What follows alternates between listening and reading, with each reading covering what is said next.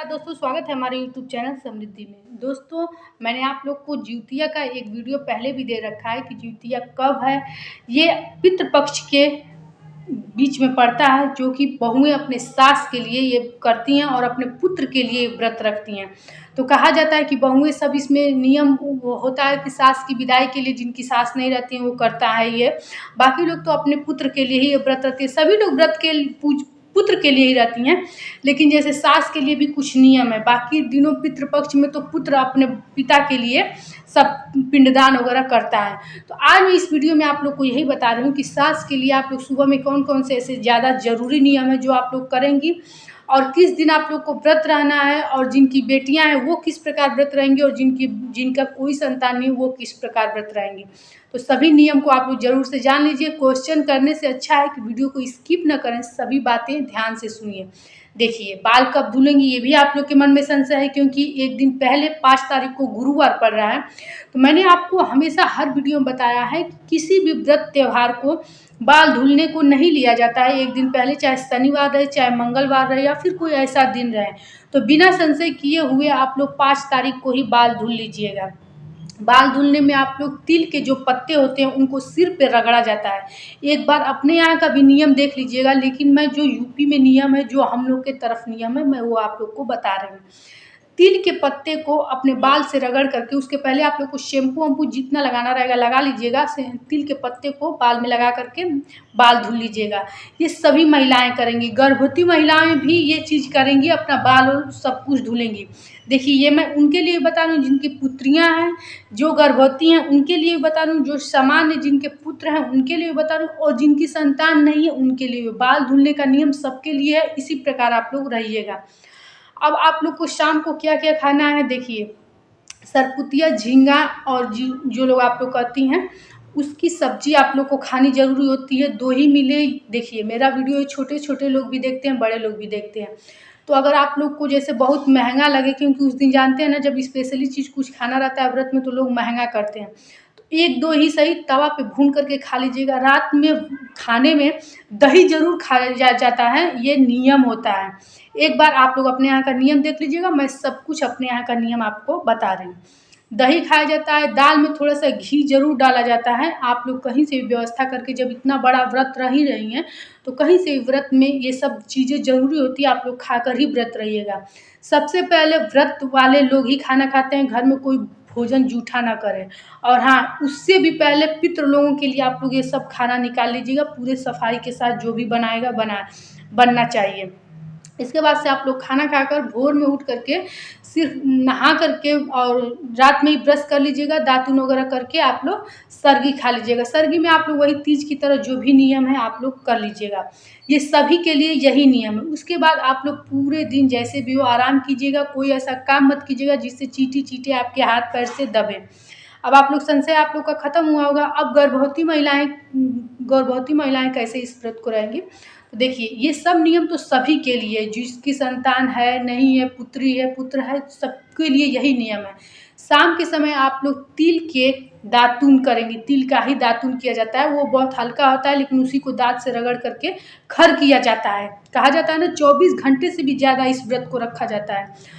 अब सभी लोग इस पूजा को करेंगे, जिनकी पुत्री है वो भी इस पूजा को करेंगी। लेकिन इस साल मलमास लगातार, यदि कोई नया चीज़ आप लोग चाहती हैं, जैसे कुछ लोग का ज्यूतिया टूट गया है या फिर बनवाना चाहती हैं, या फिर नए में ज्यूतिया बनवाना चाहती हैं, तो कोई ऐसा कार्य मत कीजिएगा। जो आपका ज्यूतिया है उसी पर आप लोग पूरा व्रत कीजिएगा, नए में कुछ बनवाने की ज़रूरत नहीं है। जिनकी पुत्री है वो ज्यूतिया बनवाना चाहती हैं तो बनवा सकते हैं, लेकिन इस साल नहीं, अगले साल आप लोग बनवा लीजिएगा, क्योंकि इस साल मलमास लगा था, अशुद्धि के कारण ऐसा कुछ नहीं करना चाहिए। बाकी जैसे कि केला है, सेव है, नारियल है, सब कुछ आप लोग चढ़ा करके विधिवत पूजा कर सकती हैं। गर्भवती महिलाएं जैसे कि बहुत बेचैनी हो रही है, व्रत जैसे कि अब नहीं रह सकती हैं, तो पूजा के बाद वो लोग बिना कुछ सोचे पानी पी सकते हैं, क्योंकि संतान के लिए ही ये व्रत रखा जाता है। और एक संतान जो कि आपके गर्भ में है उसकी रक्षा करना, सुरक्षा करना आपका पूरा कर्तव्य है। इसलिए पूजा के बाद आप लोग बिना कुछ सोचे हुए पानी पी लीजिएगा। अगर न रह पाए, फलाहार वगैरह भी लेना चाहें तो फल वगैरह खा सकती हैं। तो आप लोग इस सब में संशय नहीं कीजिएगा। देखिए, भगवान श्रद्धा देखते हैं, और किसी भी पेट में जी को छटपटा करके, जो कि संतान ही है आपकी, और इस व्रत को पूरा तो किया नहीं जा सकता, क्योंकि पुत्र पुत्री के लिए ये व्रत रखा जाता है। जिनकी पुत्रियां हैं वो भी इसी प्रकार से अपना व्रत रखेंगी।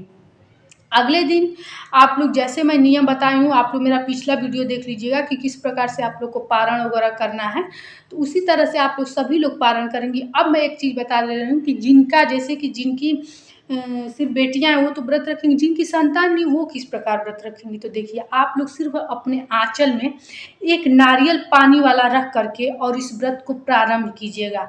और जितना भी हो सके पानी में, कहा तो जाता है नदी सरोवर में उस दिन स्नान किया जाता है, लेकिन अब गांव वगैरह के समीप इतने नदी सरोवर गंदे रहते हैं कि लोग स्नान करना नहीं चाहते हैं, तो आप लोग गंगा जल डाल के घर पे ही स्नान कर लीजिएगा। बाकी अपने आंचल में आप लोग एक नारियल लेके संतान की कामना करते हुए, जो भी अपने आपके घर का पूजा पाठ कर रहा है, दिया अगरबत्ती दिखा करके आप भी लोग उस नारियल को अपने आंचल में लेकर के इस व्रत को प्रारंभ कर सकती हैं। इस साल पहली बार यदि करना चाहती हैं तो मत कीजिएगा, क्योंकि इस साल मलमास लगा था। इस प्रकार से आप लोग समझ गए होंगे कि जिनका संतान नहीं है वो भी व्रत को इसी तरह लेगा, सरगी भी लेगा। शाम को जैसे कि जाया जाता है, या फिर जहाँ भी आप लोग पूजा करेंगी उस तरफ पूजा भी किया जाता है, और निराजल व्रत भी रहा जाता है। बस सुबह में जब आप लोगों के घर में कोई पूजा पाठ करेगा तो आप भी ये नारियल ले करके बैठ जाइएगा। कोई ऐसी चीज़ नहीं है कि जो आप लोगों को अलग से करनी है, सास उसके लिए आप लोग कुछ नहीं करना है आपको।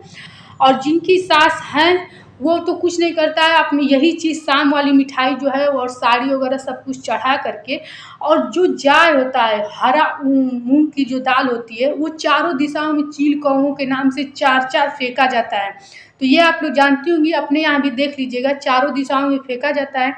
जिनकी सास नहीं है वो दूध, चूड़ा और हलवा चढ़ाया जाता है सुबह के टाइम में साफ शुद्ध बना करके। तो आप लोग जैसा होगा अपने यहाँ, जैसे कि अलग जगह के अलग अलग रिवाज होते हैं, तो आप लोग अपने यहाँ देख लीजिएगा कि क्या चढ़ाया जाता है।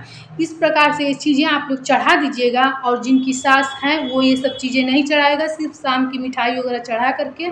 और जो लोग की संतान हैं नहीं है वो इस नारियल को लेकर के बैठेगा और यही चढ़ा करके पूजा से उठ जाएगा। इसके बाद से आप लोग को जो भी खाना खाना हो खाना खाइएगा। खाना खाने से पहले अरबी के पत्ते का पकौड़ा जरूर बना करके सभी लोगों को खाना जरूरी है। गर्भवती हो तब, जिनकी पुत्री हैं वो भी, जिनकी संतान नहीं है वो भी, जिनकी सास है नहीं है जो भी हो, सब लोग खाएंगे। उसके बाद से जिनकी सास नहीं हो उनके लिए एक जरूरी नियम होता है कि सरसों का तेल ले करके अपने मस्तक सिर पर रखेंगी, थोड़ा सा हाथ पैर में रख करके बाल उल बांध करके पीला सिंदूर लगा के, कहा जाता है, ऐसा कहावत है कि सास की विदाई होती है। जब तक आप ये चीज़ नहीं करेंगी, कहा जाता है कि सास की भी विदाई नहीं हुई रहती, वो गई नहीं रहती हैं। तो इसलिए आप लोग ये चीज़ जब भोजन कर लीजिएगा, दान वगैरह कर लीजिएगा, तो ये चीज़ जरूर कर दीजिएगा जिनकी सास नहीं है। बाकी और लोग पारण करने के बाद उनका पूरा पूजा समाप्त हो जाता है। अब इसमें आप लोग को कोई संशय है तो आप लोग कमेंट बॉक्स में लिख करके पूछिएगा, लेकिन वीडियो को स्किप नहीं किया जाता है। अच्छा लगा हो तो एक लाइक कीजिएगा, चैनल को सब्सक्राइब कीजिएगा, ताकि समृद्धि आप लोग को ऐसी शुद्ध सात्विक जानकारी देती रहे। फिर मिलेंगे नए वीडियो के साथ। जय श्री राम।